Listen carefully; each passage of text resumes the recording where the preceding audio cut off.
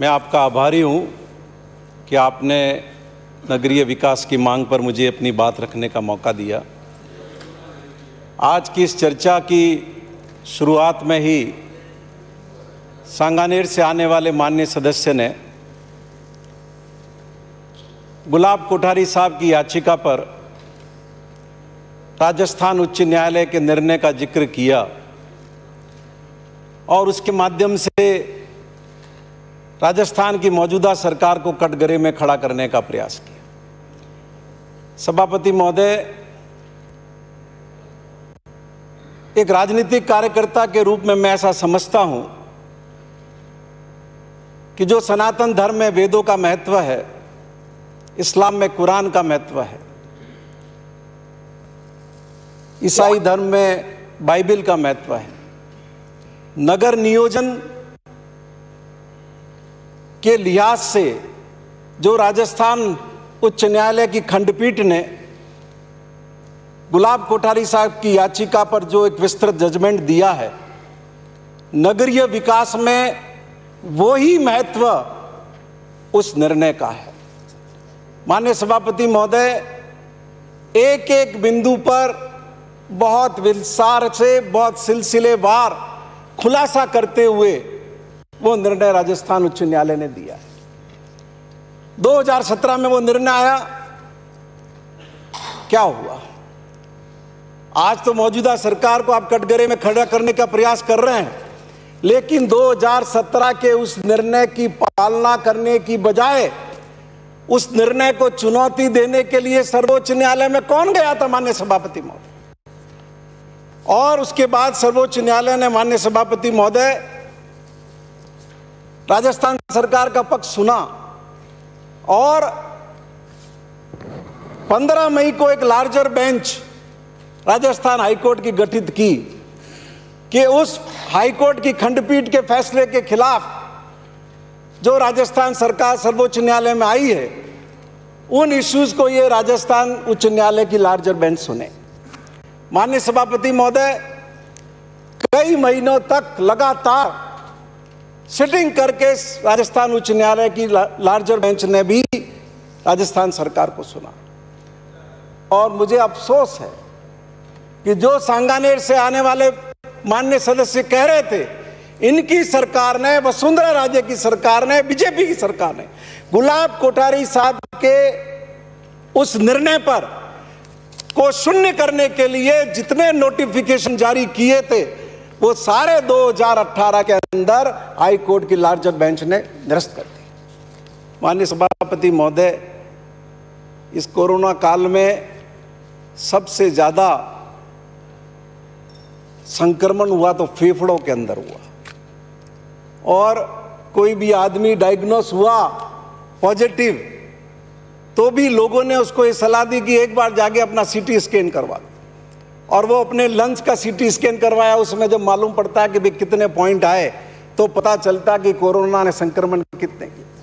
माननीय सभापति महोदय, ये जो हमारी पृथ्वी है, ये पेड़, ये वृक्ष, ये हरियाली, ये फॉरेस्ट, ये पृथ्वी के फेफड़े हैं जो कुदरत ने हमको दिया है। और गुलाब कोठारी साहब की उस पिटिशन में हमको यही दिखाने का प्रयास किया है कि अपने फेफड़ों की हिफाजत करो, लेकिन हम लोग अपने राजनीतिक तुच्छ स्वार्थ में, अपने लोभ में, अपने लालच में उस जजमेंट को शून्य कैसा किया जाए उसी में लगे हुए हैं। माननीय सभापति महोदय, अच्छा होता कि उस फैसले की लाइट में सरकार ये करती, जलवायु परिवर्तन के जिस स्तर तक हम आ गए हैं, वो लक्ष्य प्राप्त करना तो संभव नहीं है, पर हम आने वाली पीढ़ियों के लिए इंतजाम तो करें कि एक बेहतर पर्यावरण उनको कैसे उपलब्ध कराएं। आप वर्टिकल कंस्ट्रक्शन को प्रमोट कर रहे हैं, अच्छी बात है, लेकिन क्या उस फ्लैट के अंदर भी किस रूप में हरियाली हो, किस रूप में वृक्ष लगे, उसके नीचे कैसे लगे, उसकी बालकनी में कैसे लगे, उस घर के भीतर कैसे लगे? क्या हम शासन की नीति में ये चीजें शामिल नहीं कर सकते कि एक मल्टी स्टोरी कॉम्प्लेक्स भी आप बना रहे हैं तो उसके अंदर इतना तो आपको प्लांटेशन करना ही है। आप मकान बना रहे हैं, उसमें इतना प्लांटेशन आपको करना ही है, इतने वृक्ष आपको लगाने ही है। अगर आप छोटा प्लॉट भी है आपका, तो अपने घर के भीतर कैसे आप प्लांटेशन कर सकते हैं। यदि हम सब मिलजुल करके और ये सदन पूरा एक राय होकर के इस बात पर आगे बढ़ेगा, जब तो राजस्थान उच्च न्यायालय के उस गुलाब कोठारी के जजमेंट को माननीय सभापति महोदय कोर्ट करने की कोई सार्थकता है। अब मैं आपके माध्यम से ये विनती करना चाहता हूँ, मास्टर प्लान बना दिया हमने, शहर का भी बना दिया, कस्बों का भी बना दिया। उस मास्टर प्लान की पालना के लिए पैसे का कितना इंतजाम किया है। हर कस्बे का आपने मास्टर प्लान बना दिया, एक प्राइवेट फर्म को दे दिया, आपका चीफ टाउन प्लानर मॉनिटरिंग करके उसको अप्रूव कर देता है, लेकिन 1 रुपए का इंतजाम हम मास्टर प्लान की क्रियान्विति के नहीं करते। आपने दे दिया हरित क्षेत्र, आपने दे दिया फलां तरफ से बाईपास, उस बाईपास का निर्माण होता नहीं, उस पर दूसरे निर्माण हो जाते हैं। आपने दे दिया हरित क्षेत्र, उसके अंदर मकान बन जाते हैं। तो सबसे पहले तो सरकार को यह तय करना चाहिए कि हम जिस मास्टर प्लान को आने वाले 10 साल के लिए, 20 साल के लिए, 30 साल के लिए हम लागू कर रहे हैं, उस मास्टर प्लान के अंदर हमने जो प्रोविजन दिए हैं, उस प्रोविजन के क्रियान्वयन के लिए हम इतने पैसे का इंतजाम करते हैं। अब नहीं तो छोटे कस्बे की नगर पालिकाओं के लिए आपने मास्टर प्लान बना दिए, तनख्वाह चुकाने के उनके पास पैसे नहीं है, क्या करेंगे वो मास्टर प्लान की क्रियान्विति। इसलिए मैं आपके माध्यम से सभापति महोदय विनती करना चाहता हूं सरकार से कि हमें आने वाले समय की चुनौती, क्योंकि जयपुर आप लीजिए, दिल्ली का जो पोल्यूशन है, जयपुर कोई उससे बहुत दूर नहीं है, हालात उसके करीब करीब ही जा रहे हैं। इसलिए बहुत बेहतर होगा कि ईमानदारी से, कमिटमेंट के साथ में, प्रतिबद्धता के साथ में हम मास्टर प्लान की क्रियान्विति के बारे में ठोस संकल्प के साथ में आगे आए। माननीय सभापति महोदय, मैं आपके माध्यम से हमारे माननीय मुख्यमंत्री जी को, हमारे स्वायत्त शासन मंत्री जी को इस बात के लिए धन्यवाद दूंगा कि चरम कोरोना काल में जिस रूप में स्वायत्त शासन विभाग ने, हमारी स्थानीय निकायों ने लोगों की हिफाजत के लिए समर्पित भाव से काम किया, उसका पूर्व के इतिहास में कोई दूसरा उदाहरण नहीं मिलता। हमारे स्वायत्त शासन विभाग के कार्मिकों ने, सफाई कर्मचारियों ने जिस रूप में योगदान किया है, उसके लिए तो मैं उनकी बुरी बुरी प्रशंसा करता हूं।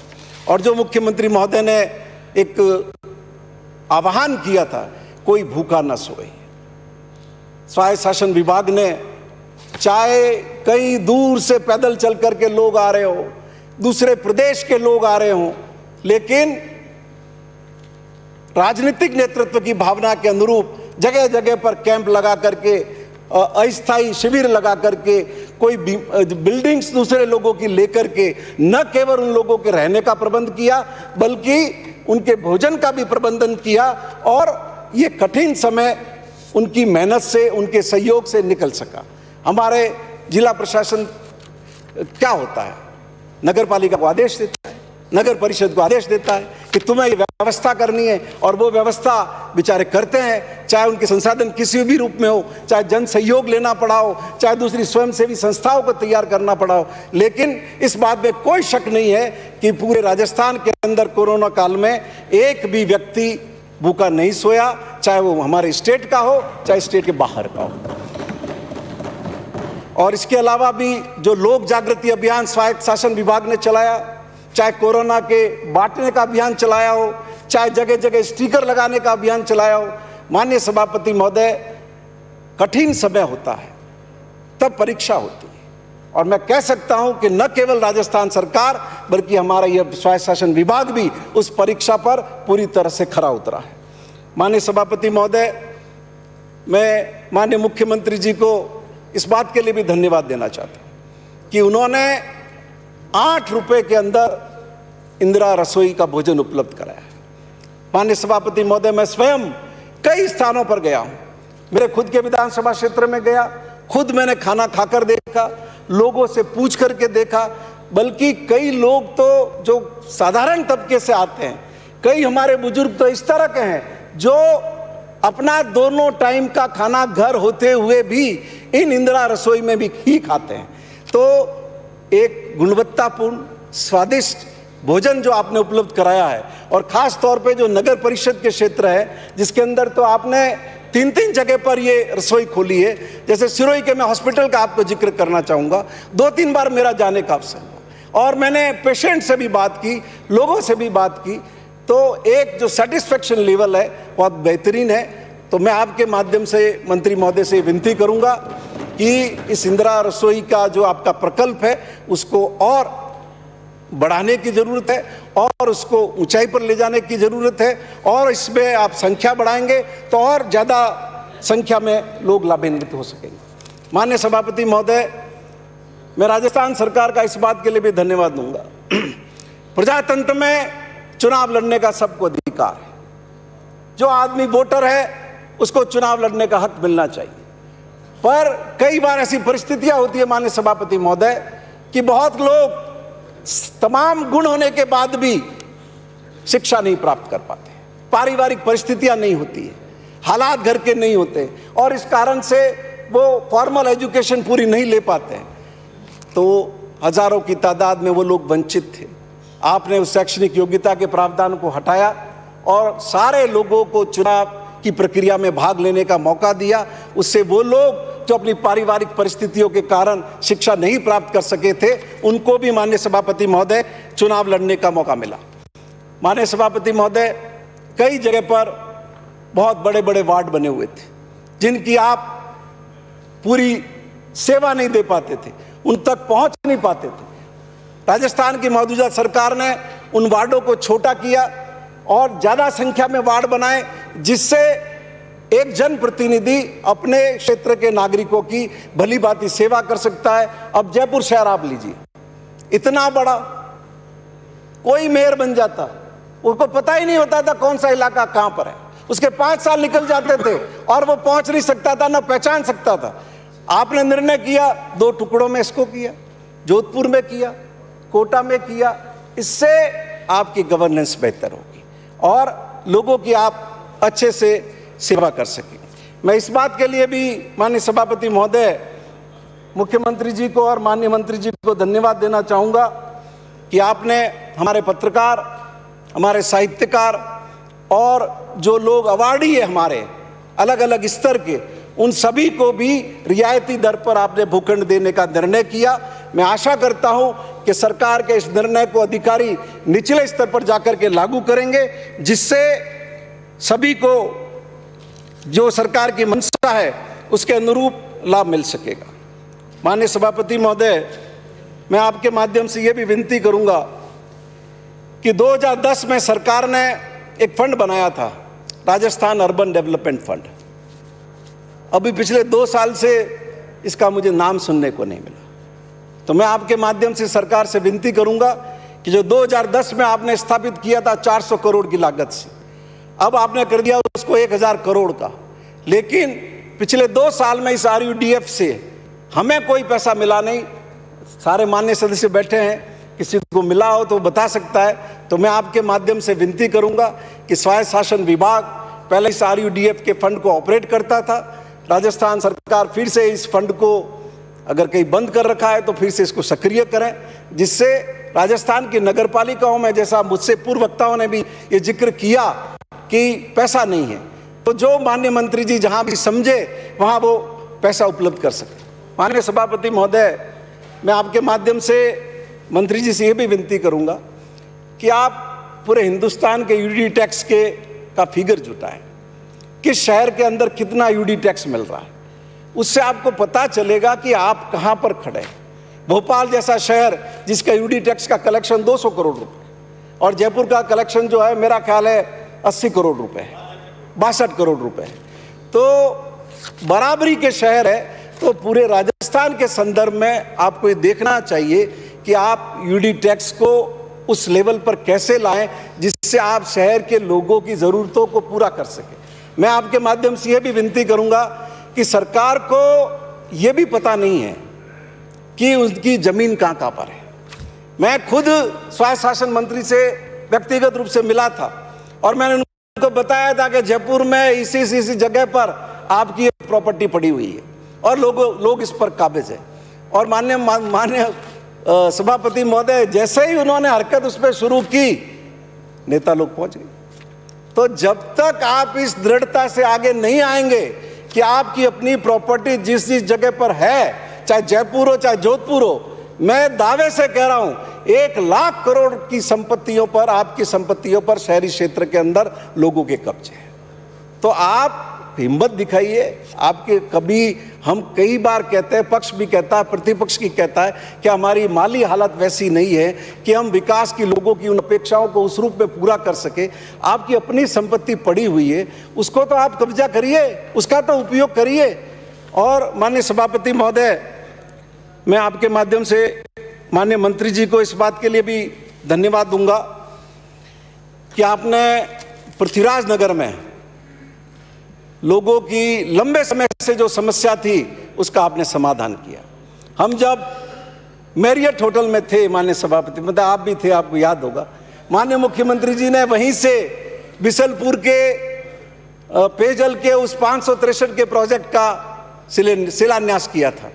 वरना पृथ्वीराज नगर के लोगों को बहुत दिक्कतें हो रही थी, पानी का टैंकर डलवाना पड़ रहा था, पानी के लिए उनको बहुत कष्ट था। पर अब जिस त्वरित गति से बिसलपुर प्रोजेक्ट आपने काम कर रहे हैं, लोगों में बहुत प्रसन्नता है और शीघ्र ही मैं समझता हूं कि उस क्षेत्र के लोगों की इस समस्या का समाधान होगा। इसी तरीके से एशिया की सबसे बड़ी कॉलोनी ये कही जाती है। आपने 200 करोड़ रुपए की वहां सीवरेज प्रोजेक्ट का भी ऐलान किया है, जिसकी डीपीआर भी तैयार हुई है और ऐसी उम्मीद करते हैं कि शीघ्र वो काम शुरू होगा। पर मैं आपके माध्यम से एक विनती करना चाहता हूं कि वहां जो दुकानदार है, ये जयपुर में चाहे जो 160 फीट रोड है, 200 फीट रोड है, ये दुकानें बनी हुई है, दुकानदार दुकान चला रहा है, आप उसको बिजली का कनेक्शन नहीं दे रहे हो। अब बिजली का कनेक्शन आप नहीं दे रहे हो तो जिसके पास बिजली का कनेक्शन है उससे वायर खींच के वो बिजली का उपयोग कर रहा है, तो आपका तो दो तरफा नुकसान हो रहा है। तो आप उनको बिजली का कनेक्शन दे दो। 5000 ऐसे दुकानदार हैं जिनके पास बिजली के कनेक्शन नहीं है और वो दुकान चला रहे हैं और वो बिजली का भी उपयोग कर रहे हैं। कभी वो पकड़ लेता है कोई बिजली कंपनी वाला जाके, तो बेचारों को जुर्माना भरना पड़ता है। तो हम एक कल्याणकारी सरकार है, हमें लोगों की समस्या का समाधान करना चाहिए। इसके अलावा भी वो जो दुकानें बना करके बैठे हैं 160 फीट रोड पे या 200 फीट की रोड पे, बेचारों के पास पट्टे नहीं है, सोसाइटी के पट्टे हैं। अब वो जब तब हो तब वो पैसे उनको भुगतने पड़ते हैं। तो आप एक निर्णय करो, लोगों को रिलीफ देना हमारा काम है, कानून के दायरे में आप निर्णय करो, उनको पट्टे बना करके दो, तो आपके ये आपको तो पैसा मिलेगा। आप पट्टा बना के दोगे तो एक दुकानदार भी अगर 5 लाख रुपए आपको देता है तो 5000 दुकानों के आपको कितने पैसे मिलेंगे। इसलिए मेरी आपसे विनती है कि आप इस पर कृपा करके आप ध्यान दें। और माननीय सभापति महोदय, जयपुर के जो आसपास के टाउन हैं, अब सारी यहाँ लोगों को आप आमंत्रित करेंगे, उससे बेहतर है आसपास के कस्बों को भी आप उस लायक बनाइए जिससे लोग वहां भी रहना पसंद करें। दूदू है, चौमू है, फुलेरा है, जिससे आप अगर वहां सुविधाओं का विकास करेंगे तो एक आबादी का फ्लो जो जयपुर शहर की तरफ आ रहा है उसमें भी आपको सहायता मिलेगी। अब मैं आपसे विनती करूंगा, जेडीए का जो परिधि क्षेत्र है, पैराफेरी एरिया है, अब सैकड़ों पंचायतों के एरिया के अंदर आपने कॉलोनी काट दी, आप लोगों को वहां बसा रहे हो, और उन पंचायतों का जो मूल निवासी है उसकी सुविधाओं का क्या होगा। वहां हॉस्पिटल का पट्टा नहीं है, वहां खेल के मैदान का पट्टा नहीं है, वहां पानी की टंकी बनानी है उसका पट्टा नहीं है। जेडीए के अंदर पता नहीं कितने सरपंचों के आवेदन पड़े हुए हैं, लेकिन आपको फुर्सत नहीं है कि भाई उनका निस्तारण कर दे। तो मैं आपसे विनती करूंगा कि एक बार जेडीए पैराफेरी एरिया के जो सरपंच साहिबान हैं सबको बुलाइए, आप एमएलए साहिबान को बुलाइए, एमपी साहिबान को बुलाइए और बैठ करके उनकी समस्याओं का निस्तारण करिए, जिससे ये जो गौशाला, पानी की टंकी, शमशान इत्यादि इत्यादि जो बेसिक उनकी ज़रूरतें हैं उनके पट्टे माननीय सभापति महोदय मिल सके। और मैं आपके माध्यम से ये भी विनती करूंगा कि ये जो जोटवाड़ा फ्लाईओवर है, इसका काम भी आप गति लाइए। पहले भैरव सिंह जी शेखावत साहब के टाइम में वो फ्लाईओवर एक बना था, छोटा था, अब आप बना रहे हैं, इससे नागौर तक के लोग लाभान्वित होंगे माननीय सभापति महोदय। और आज जो अजमेर से लोग नागौर का आदमी जा रहा है, वो लगभग इस पर डाइवर्ट हो रहा है। इसलिए अगर आप तेज गति से इस काम को करेंगे तो लोगों को सुविधा मिलेगी। मैं आपके माध्यम से माननीय मंत्री जी को और मुख्यमंत्री जी को इस बात के लिए भी धन्यवाद दूंगा कि आपने राजस्थान विधानसभा के सारे सदस्यों को वहाँ पर 30 लाख रुपए में फ्लैट देने का जो आपने निर्णय किया है और उसको आपने कर दिया है, इसके लिए भी मैं सबकी तरफ से धन्यवाद देता हूँ।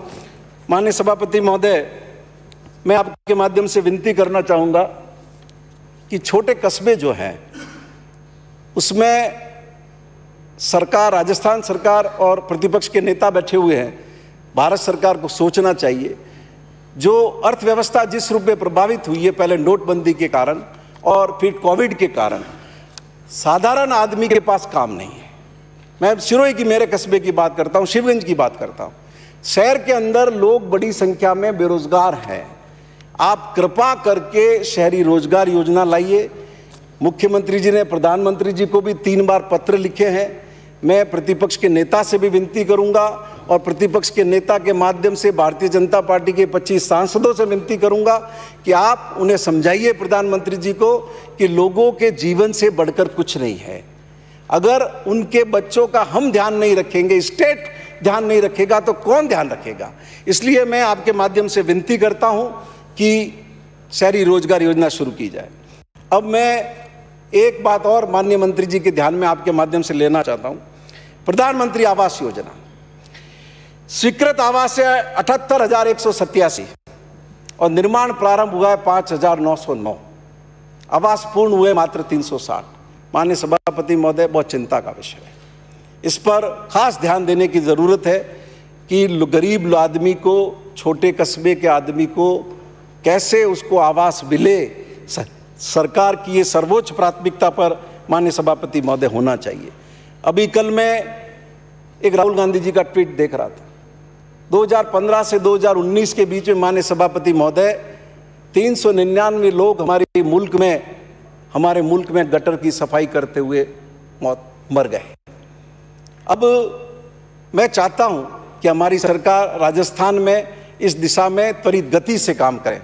आपने सीवर की सफाई में ये बार बार आपने कहा है कि हम मानवीय उपयोग नहीं करेंगे, और आपने चिट्ठियां भी जारी की। 3 अगस्त 19 को की, 1/7/2020 को की, 24/11/2020 को की कि मशीन और उपकरण खरीदे जाएं। लेकिन आपने मैन हॉल का नाम मशीन हॉल तो रख दिया, लेकिन अभी तक कहीं पर भी आपने उपकरण नहीं खरीदे। अनाउंस तो करते हैं आपने चिट्ठियां भी, मैंने बताया ना, आपने स्वास्थ्य शासन विभाग ने 3 बार चिट्ठियां जारी कर दी है। ये 19 में भी कर दी, 20 में भी कर दी, पर कई बार भी उपकरण खरीदने का काम आपने नहीं किया है। तो मैं आपके माध्यम से विनती करता हूं, ये हमारे लिए शर्म की बात है। हमारी सर्वोच्च प्राथमिकता होनी चाहिए कि हम मशीन और उपकरण के माध्यम से उन मैन हॉल का हम करें। अब कचरा प्रबंधन, ठोस कचरा प्रबंधन, इसमें क्या है, ऑटो कीपर नहीं है, कॉम्पैक्टर नहीं है, रोड स्वीपर नहीं है, अभी तक आपने उपलब्ध नहीं कराए। आप चिट्ठी लिखते रहते हो, करो, करते नहीं है। यहां तक कि मैं तो कहना चाहता हूं, जो सफाई कर्मी हैं उनको मेडिकल डायरी भी आप नहीं देते। बार बार ये बात आती है कि हम देंगे। 2012 में मुख्यमंत्री जी ने अनाउंस किया था कि हम सफाई कर्मियों को मेडिकल डायरी देंगे, तब वो पेंडिंग पड़ा रहा। उसके बाद फिर इनकी सरकार आ गई, 5 साल इनके कार्यकाल में तो होने का सवाल ही नहीं था। अब फिर आप आ गए, तो कुछ तो कृपा करो। तो मैं आपसे विनती करूंगा कि सफाई कर्मियों को आप मेडिकल डायरी दो। जिस वक्त हमारे परिवार की औरतें अपने बच्चों को तैयार करती है, स्कूल भेजती है, उस वक्त उनकी औरतें सड़कों पर सफाई कर रही हो रही है, झाड़ू निकाल रही होती है। कितना बड़ा त्याग है उनका, और हम उस त्याग को हम वैल्यू नहीं करना चाहते। माननीय सभापति महोदय, मैं आपके माध्यम से स्वायत्त शासन मंत्री जी का और ध्यान आकर्षित करना चाहूंगा। जिक्र किया था गुलाब कोठारी साहब के फैसले का, मास्टर प्लान का, जोनल प्लान का एक आदेश जारी किया गया। बीजेपी की सरकार के वक्त में स्वायत्त शासन विभाग की ओर से, और 32 करोड़ रुपए का चूना लगा दिया। माननीय सभापति महोदय, मैं आपके माध्यम से निवेदन करूंगा कि 32 करोड़ 80 लाख रुपए का पेमेंट इन्होंने कंसल्टेंसी फर्म को कर दिया, और एक भी जगह पर जोनल प्लान का काम पूरा नहीं हुआ। और उसके बाद में 2020 में चिट्ठी निकाल दी कि 1 लाख से कम आबादी आदमी के 1 लाख से कम आबादी के कस्बे के अंदर ये अनिवार्य नहीं है। ये 32 करोड़ का चूना लगाया, उसकी कोई कार्रवाई नहीं, किसी जगह पूरा नहीं जांच करवाई। और आप ताज्जुब करेंगे, मैं पढ़ के सुनाऊंगा आपको, पूरे राजस्थान का तो सभापति महोदय नहीं सुनाऊंगा, लेकिन 2-4 जगह का आपको सुना दूंगा कि क्या हाल किया इन्होंने, किस रूप में जनता के धन को लूटा है। और उसके बाद भी अभी तक भ्रष्टाचार निरोधक विभाग में कोई मुकदमा दर्ज नहीं कराया डिपार्टमेंट ने। नगर पालिका जैतारण का मैं आपको पढ़ के सुना रहा हूं। ये divisional deputy director local self Jodhpur की जांच रिपोर्ट का जो हिस्सा है वो मैं पढ़ के सुनाता हूं। पालिका द्वारा जोनल डेवलपमेंट प्लांट एवं रोस्टर सेक्टर प्लान तैयार करने हेतु स्वायत्त शासन विभाग राजस्थान के कार्यालय आदेश 14/2/2519 दिनांक 10/1/2018 द्वारा जारी दिशा निर्देशों के अंतर्गत कार्य आदेश मैसर सिद्धू सर्वे सर्विस जोधपुर को आदेश क्रमांक 16616/8/2/2018 द्वारा जारी किए गए 1 करोड़ 65 लाख रुपए का भुगतान किया, 1 करोड़ 65 लाख का। और उसके बाद में जब कमियां क्या आई है कि बिलों की पत्रावली प्रति में संलग्न नहीं है, जो बिल पारित किए उनकी पत्रावली उपलब्ध नहीं है, और काम माननीय सभापति महोदय पूरा हुआ नहीं। और जैतारण जो है वो 1 लाख से कम आबादी का गांव है। ऐसा ही पोखरण का भी हाल है, ऐसा ही सिरोही का ही हाल है, ऐसा ही सभी जगह का है पूरे राजस्थान के अंदर। तो मैं आपके माध्यम से विनती करूंगा कि आप इस पर व्यू लें, एंटी करप्शन डिपार्टमेंट को ये जांच रिपोर्ट सौंपे, जिससे उनकी कार्रवाई। अब माननीय सभापति महोदय, जो मंत्री महोदय ने चेंजेस किए हैं 2020 के अंदर 90B को लेकर के वगैरह, उसके लिए तो मैं धन्यवाद दूंगा, लेकिन 1-2 चीजें मैं उनके ध्यान में आपके माध्यम से लाना चाहूंगा। एक राजस्थान अपार्टमेंट ओनरशिप एक्ट 2015, इसके रूल्स इन्होंने बनाए हैं माननीय सभापति महोदय। अब इसमें इसका मैं अमेंडमेंट ऑफ डिक्लेरेशन में पॉइंट 3 में पढ़ के आपको सुनाना चाहूंगा।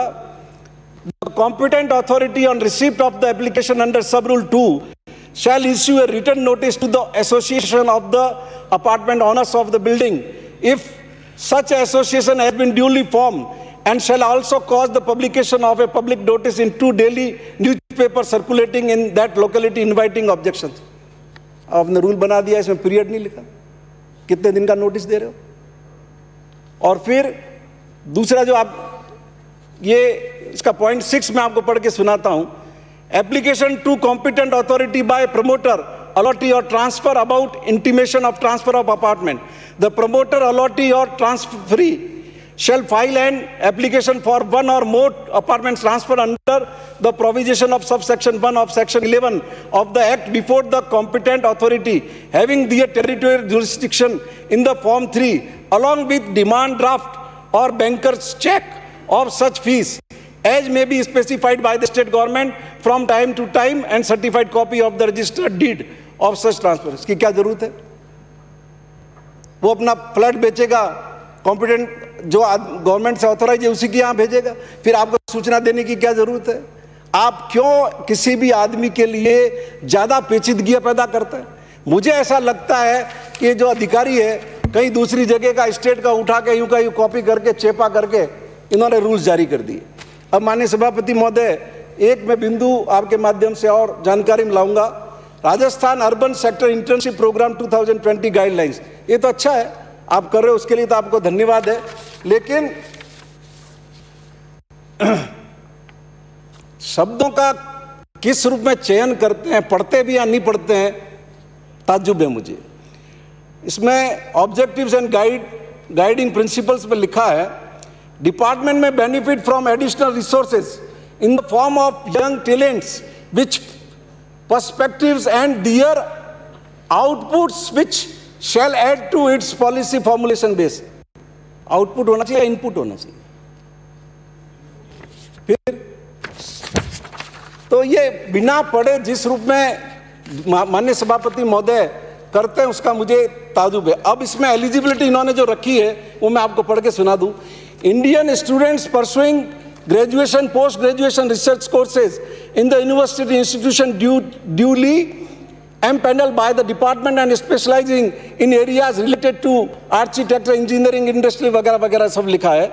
अब इसी में नीचे लिखा है 2 में the eligibility criteria may be relaxed in deserving cases based on need of the department on prior approval of competent authority। समाप्त करें माननीय सर, समाप्त। एक बात सुन लो बिंदु, ज्यादा तो नहीं मैं ज्ञान बांट सकता, पर छोटा मोटा मैं बता देता हूं। अब इसमें उन बच्चों के लिए जो पैसे रखे हैं वो भी आप एक सुन लो आप। The diploma graduate and post graduate intern shall be paid A consolidated stipend of ₹8,000। क्या कराना चाह रहे, 15,000 एंड 18,000, और फिर आगे कई चीजें इनके लिए रख दी है कि तुम इसका वायोलेशन करेंगे तो तुम्हारी ये होगी। तो मुझे समझ में नहीं आता है कि भाई पढ़ भी रहे हैं कि नहीं पढ़ रहे हैं। अब एक आखिरी बात धारीवाल जी के खुद के एरिया की करके बात खत्म करता हूं। कोटा के अंदर माननीय सभापति महोदय, कोटा नगर निगम ने वहां जो बिजली कंपनी जनता को चूना लगा रही है, फर्जी बिल बना रही है, नगर निगम से फर्जी पैसा वसूल कर रही है, लोगों से कर रही है, नगर निगम ने पूरी जानकारी दर्ज करवा दी, FIR करवा दी। उसके 2 बिंदु में आपकी आज्ञा से सुना रहा हूं मैं आपको। माननीय प्लीज प्लीज।